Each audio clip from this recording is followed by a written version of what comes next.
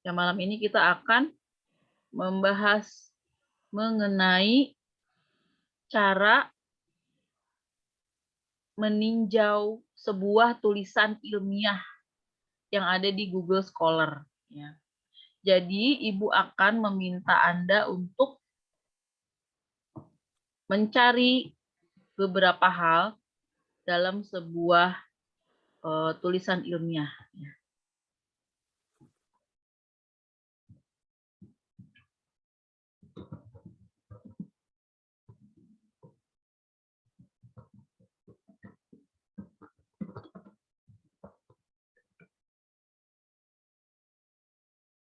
Ya. Karya ilmiah yang apa yang akan kita tinjau? Karya ilmiah dalam bidang ekonomi Islam.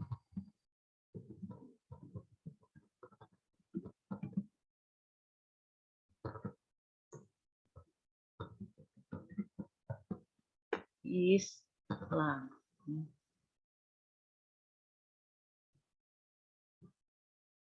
Caranya bagaimana mencarinya?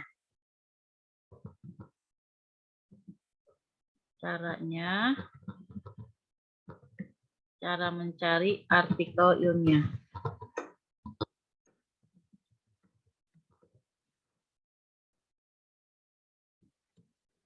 Dalam bidang ekonomi Islam. Ya.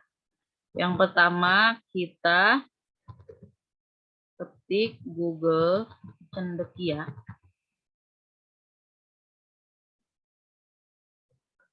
Di browser apapun. Di mesin pencari apapun. Mesin pencari itu jenisnya apa saja? Ada Google ya, mesin pencari. Kemudian ada Bing, mesin pencari juga ya. Kemudian ada apa lagi? Mesin pencari itu banyak ya. Jadi ketik Google Cendekia di mesin pencari, kemudian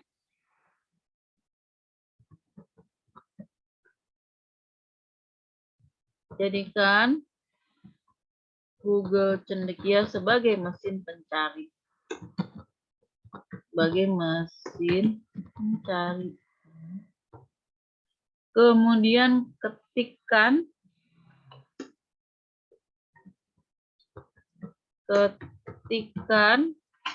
judul, ketikkan judul, bukan judul sih. Ketikkan variabel yang akan dicari. Ketikkan variabel yang ingin dicari. Variabel ini harus berhubungan dengan ekonomi Islam. Ya. Oke. Ini contohnya seperti ini. Misalnya kita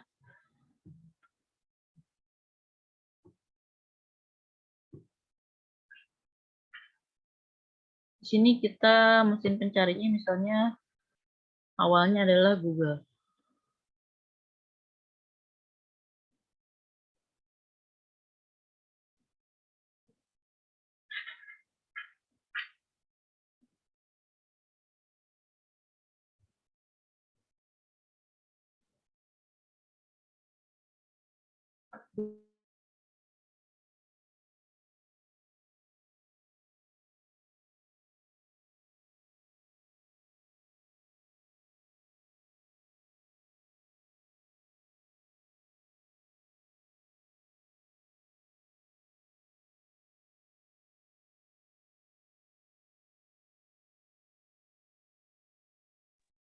Ya, terbesar.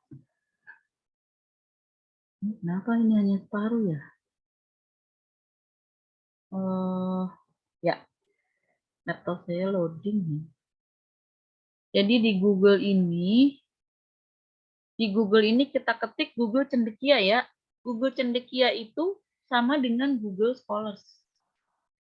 Ya, kita cari Google Cendekia atau Google Scholar sama saja. Kita klik Google Scholar, kemudian kita ketik variabel yang akan kita cari dalam ekonomi Islam ya. Misalnya contohnya apa variabel-variabel yang ada dalam ekonomi Islam. Misalnya Kemiskinan dalam kalian mata kuliah ekonomi sudah belajar di semester ini. Mikro ya, mikroekonomi ya, udah belum? Saya lupa. Belajar, Bu. Teori Belajar. ekonomi mikro. Apa Teori saja di mikroekonomi yang dipelajari? penawaran permintaan pasar gitu, Bu. Oh, teori yang seperti itu ya. Kemiskinan dari perspektif Islam misalnya, ya. Kemiskinan dalam perspektif Islam ini bisa, ya. Atau kita mau cari kesejahteraan dalam perspektif Islam.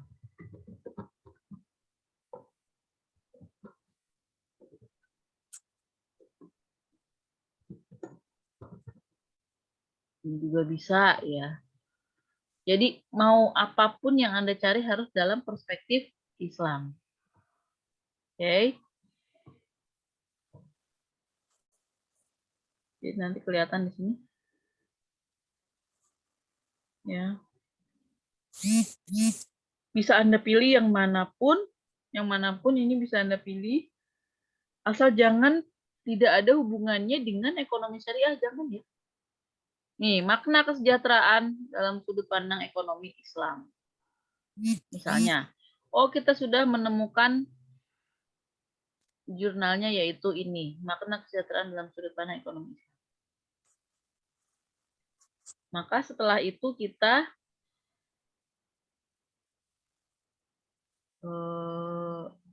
unduh. Kita unduh. Di sini kita klik yang ini ya. Mudah-mudahan bisa. Kita unduh. Kalau tidak bisa, maka cari artikel yang lain.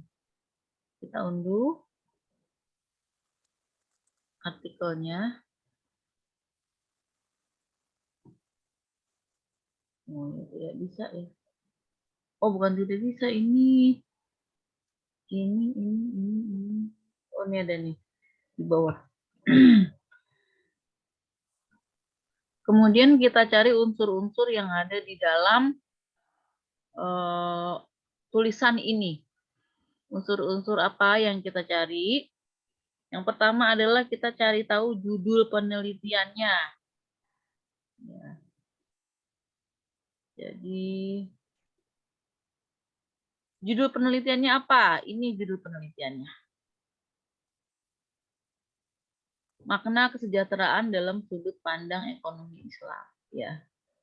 Jadi yang kita cari ada beberapa hal. Sebentar. Ibu stop dulu yang itu. Stop dulu yang itu. Yang dicari adalah nomor 4, langkah keempat. Cari unsur di bawah ini. Ya.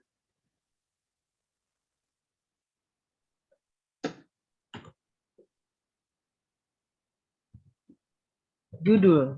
Apa judulnya? Kemudian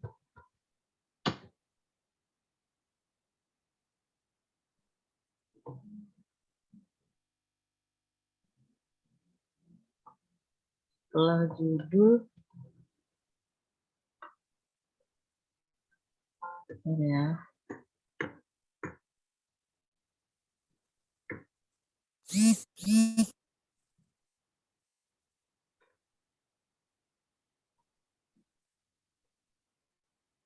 Setelah judul apa ya?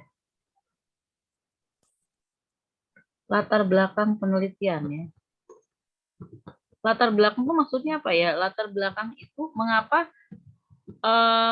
si penulis itu membuat penelitian itu, alasannya tuh apa gitu. Tujuannya tuh apa dia melakukan penelitian ya. Alasannya apa dia melakukan penelitian. Ya latar belakang itu alasannya, alasan peneliti membuat penelitian ya, tujuannya ya, dan lain-lain. Itu namanya latar belakang.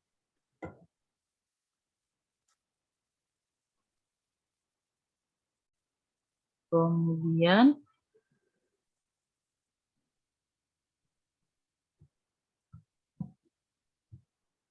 pertanyaan penelitian. Pertanyaan penelitian atau masalah yang ada di dalam penelitian itu.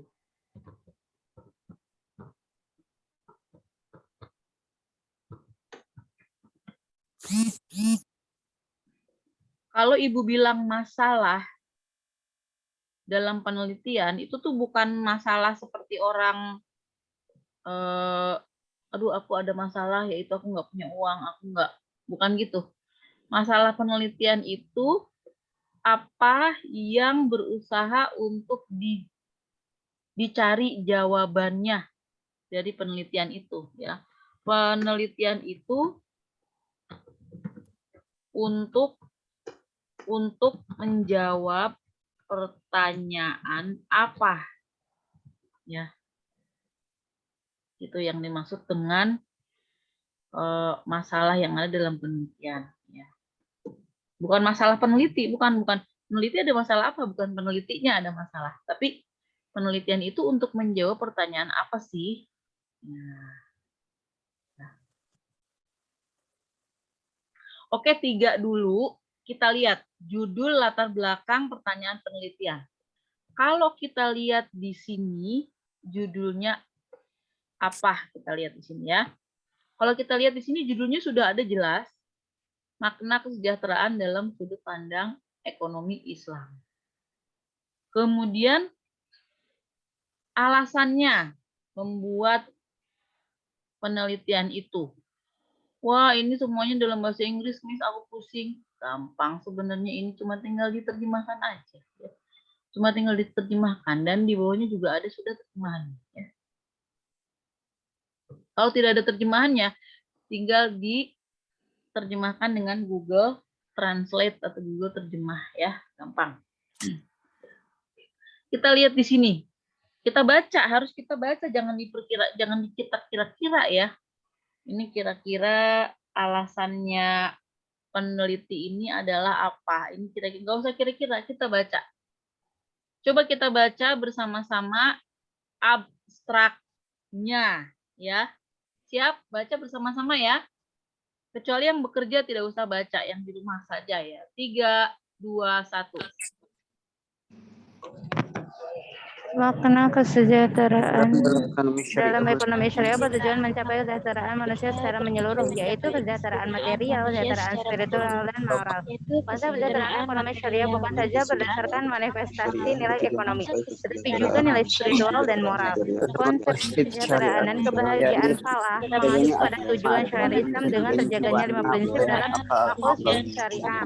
Yakni terjaganya agama adil, terjaganya jiwa an-nafs, terjaganya akal, terjaganya keturunan an-nasl, dan terjaganya harta halal. Secara terperinci, tujuan ekonomi Islam dapat dijelaskan sebagai berikut. 1. Kesejahteraan ekonomi mencakup kesejahteraan individu, masyarakat, dan negara.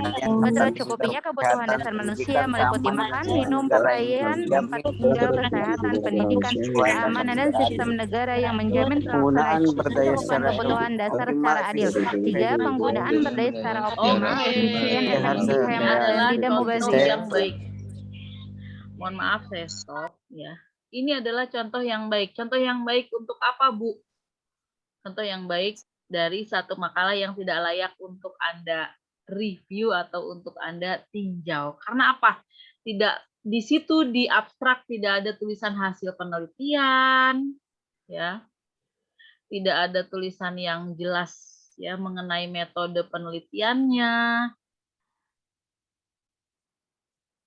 Jadi Ibu pikir ini tidak layak untuk diteliti. Ya, kita cari lagi artikel yang lain. Kita cari lagi artikel yang lain yang layak untuk diteliti. Udah gitu ini terjangak. Astagfirullahaladzim. Ini tuh dari universitas mana sih? Oh, Islamic Village. Ya. STES Islamic Village ya. Ya kurang bagus ya. Mari kita lihat yang lain saja. Duh, buang-buang waktu. Kita lihat ya. Makna kesejahteraan dalam sudut pandang ekonomi Islam. Kita cari lagi. Mungkin kita ubah-ubah sedikit kata kuncinya. Nah, ini banyak nih. Cari yang sejak 2020 ya atau 2017. Jadi tidak terlalu tua ya. Ah, di sini juga boleh nih. Kenapa? Gimana? Ada yang ingin ditanyakan? Mohon maaf Ibu telat. Oke. Olahan kedelai dalam meningkatkan kesejahteraan masyarakat dilihat dari sudut pandang ekonomi Islam. Studi pada industri apa-apa. Ini boleh nih Raden Intan sih biasanya bagus ya. Coba kita lihat ya. Kita klik tadi. Analisis pengembangan industri rumah tangga produk olahan kedelai dalam meningkatkan kesejahteraan masyarakat dilihat dari sudut pandang ekonomi Islam. Studi pada industri rumah tangga tahu dan tempe Kelurahan Gunung Sula, Bandar Lampung. Nah, ini judulnya sudah kelihatan ya. Oke, judul seperti ini biasanya penelitiannya kualitatif. Ya, kita sudah tahu tadi judulnya, sekarang latar belakang. Ini sampai latar belakang. Ini skripsi ya sepertinya ya. Nah, kita lihat di sini. Ini ada nih latar belakangnya nih.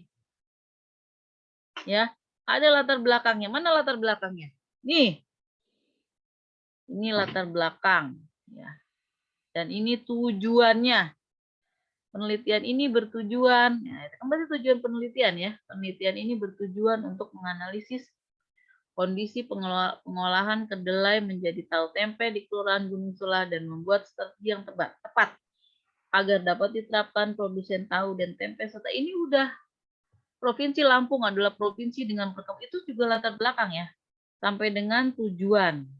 Nah, jadi ini bagus ini karena kita sudah dengan gampang bisa melihat latar belakang penelitian dan tujuan malah ada di sini ya.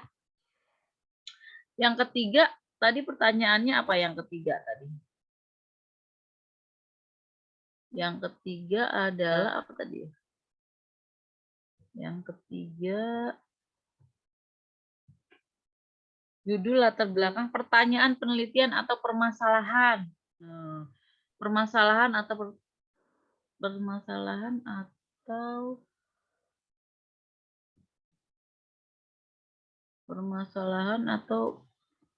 rumusan masalah ya. Kita lihat rumusan masalah. Ini tujuannya. Kalau di sini bertujuan untuk menganalisis kondisi pengolahan kedelai, berarti pertanyaannya adalah ya, kalau penelitian ini bertujuan untuk menganalisis kondisi pengolahan kedelai, mungkin pertanyaannya adalah peneliti ingin mengetahui bagaimana kondisi pengolahan kedelai, gitu kan? Dan bagaimana strateginya, ya kan? Kita lihat ke bawah. Kita lihat ke bawah di sini ada tidak dia rumusan masalahnya. Rumusan masalah ya, biasanya ada di rumusan masalah. Nah, di sini latar belakang masalah tadi sudah ya. Kita lihat dari itunya juga tidak apa-apa, tidak usah membuat. Nah, ini rumusan masalahnya ada di sini. Bagaimana pengembangan yang tepat untuk industri rumah tangga pengelolaan kedelai di Kelurahan Gunung Sula? Bagaimana tingkat kesejahteraan ekonomi produsen? Bagaimana pengembangan dan kesejahteraan produsen dalam perspektif ekonomi Islam? Jadi kita dari rumusan masalah ini bisa menjawab yang nomor 3 ya. Jadi nomor 3 bisa kita jawab di rumusan masalah ya.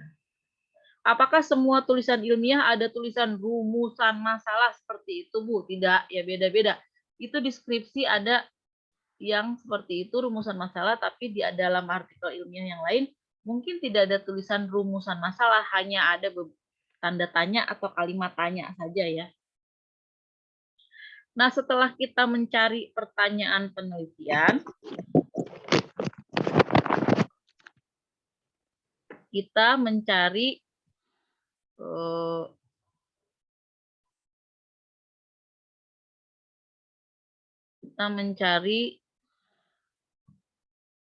paradigma penelitian sebenarnya. Oke, apakah Anda masih lihat whiteboard-nya? Masih kelihatan ya? Terlihat? Whiteboard-nya terlihat? Masih terlihat. Terlihat. Ya, saya clear all drawing. Clear all drawing apa snip dulu? Snip dulu deh, snip. Nanti takutnya ini hilang. Saya snip dulu ya. Saya foto, kemudian snip.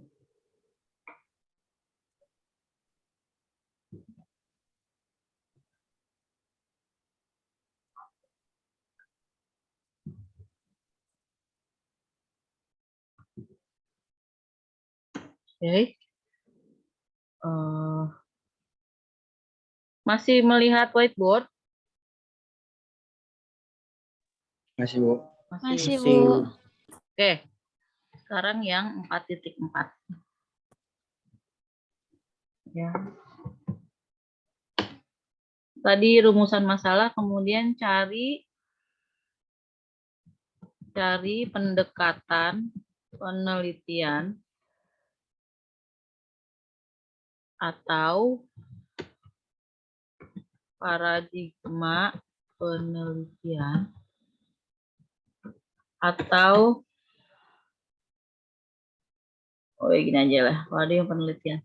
Jadi ada dua paradigma penelitian, bisa kualitatif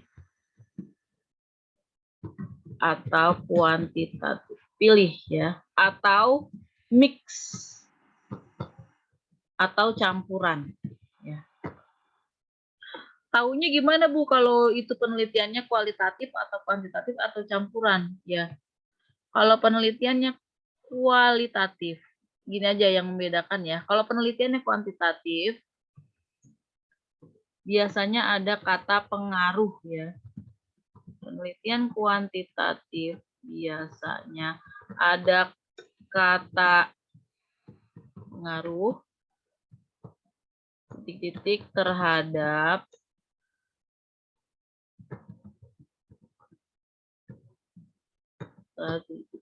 di judulnya. Untuk penelitian kualitatif biasanya ada kata analisis ya. Penelitian kualitatif biasanya ada kata analisis biasanya ya. Jadi kamu nanti gini, pendekatan penelitian ini adalah menggunakan kualitatif atau kuantitatif ya. Bu, kalau saya bingung gimana Bu? Ya udah baca aja di metode penelitian yang ada di dalam paper itu sendiri ya. Di paper itu biasanya mereka memberitahu kok itu pendekatannya apa ya. Kita lihat di sini di rumusan masalah, tujuan penelitian, manfaat ya, baca terus. Nah, ini kan ada nih metode penelitian. Ini maksud saya. Tempat dan waktu penelitian, ini jenis penelitian ya. Metode pendekatan apa ini? Apa dia? Kualitatif ya. Metodenya kualitatif untuk penelitian ini ya. Jadi bisa dilihat di jenis penelitian atau bisa dilihat juga di bab 3. Nanti dia akan menyebut penelitian ini menggunakan penelitian kualitatif atau kuantitatif atau mixed method ya, dia akan memberitahu ya. Kemudian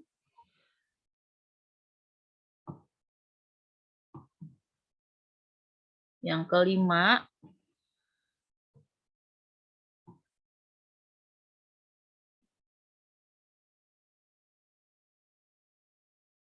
temuan.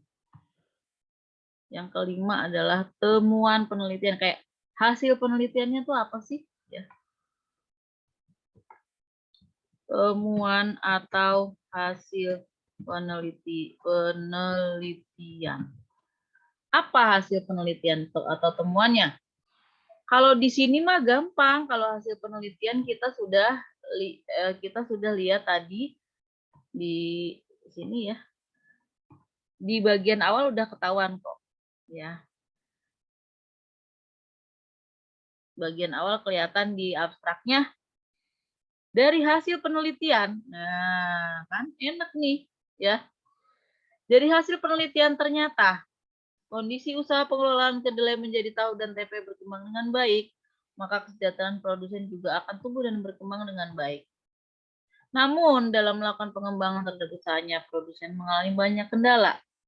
Berikut ini adalah alternatif strategi yang digunakan. Bla bla. Ini adalah hasilnya, hasil penelitiannya.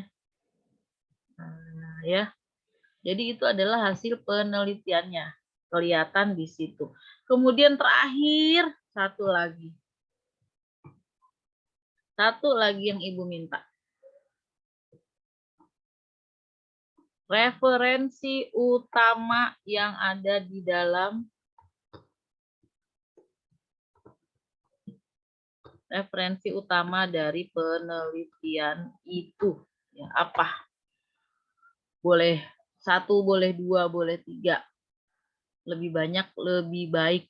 Referensi utama tuh kayak gimana sih, Bu? Referensi utama dari penelitian, ya. Referensi utama dari penelitian tuh kita bisa lihat di daftar pustakanya, atau kita bisa lihat di bab 1-nya juga bisa, bab 1 ya, atau di awal-awal ya, yang sering dia kutip. Misalnya, pendahuluan.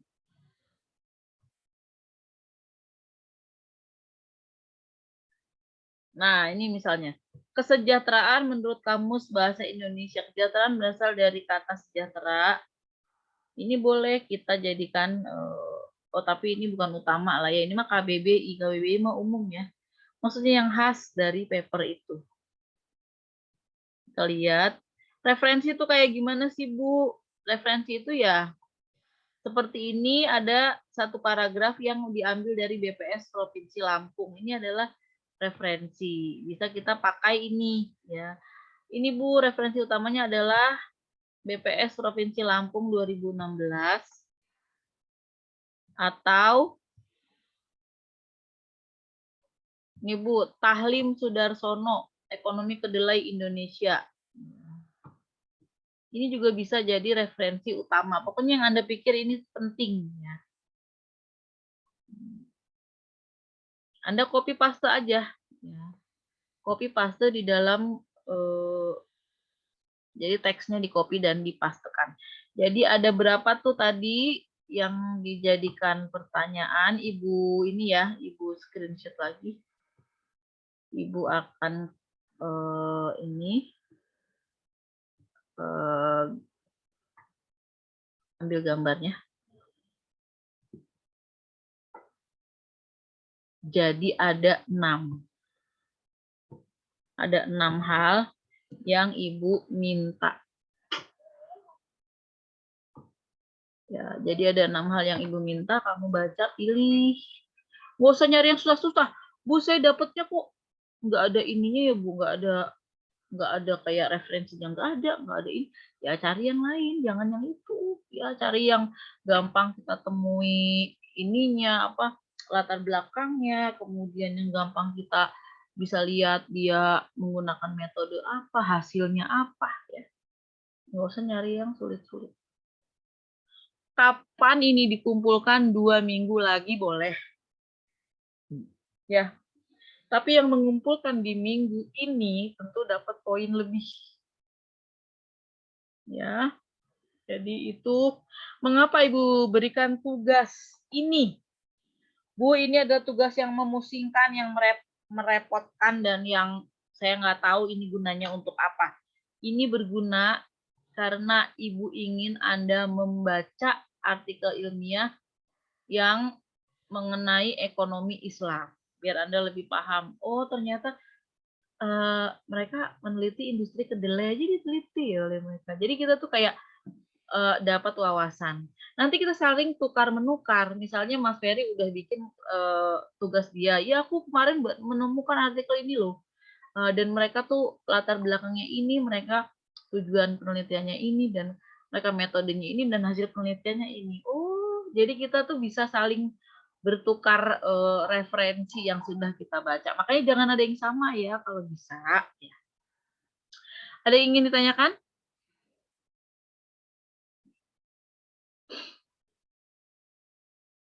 Sudah jelas semuanya? Mbak Nona udah oke, udah jelas. Ini anak ibu nih yang muncul Mbak Nona sama Mas Ferry aja, yang lain kemana sih? Oh, lagi pada kerja. Mbak Is lagi kerja. Oh. Enggak, Ibu. Habis beli Sinyalnya angel, Ibu. Gimana? Sinyalnya hilang. Hah? Angel. Sinyalnya lagi tidak bersahabat, Ibu. Bu. Ai sama Eis lagi di mana? Lagi di luar, Ibu. Orang waktu kuliah kok keluar. Habis gajiannya, jajannya, Eis sama Ai nggak diajak.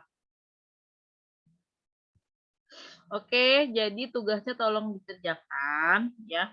Nanti hasilnya kita saling tukar-menukar dan kita baca-baca. Barangkali itu nanti berguna untuk kita sebagai referensi ya. Jadi budayakan untuk membaca artikel ilmiah yang ada di Google Cendekia. Ya. Baik, Ibu tutup. Billahi taufiq wal hidayah. Assalamualaikum warahmatullahi wabarakatuh. Waalaikumsalam warahmatullahi wabarakatuh. Warahmatullahi wabarakatuh. Terima kasih, Ibu.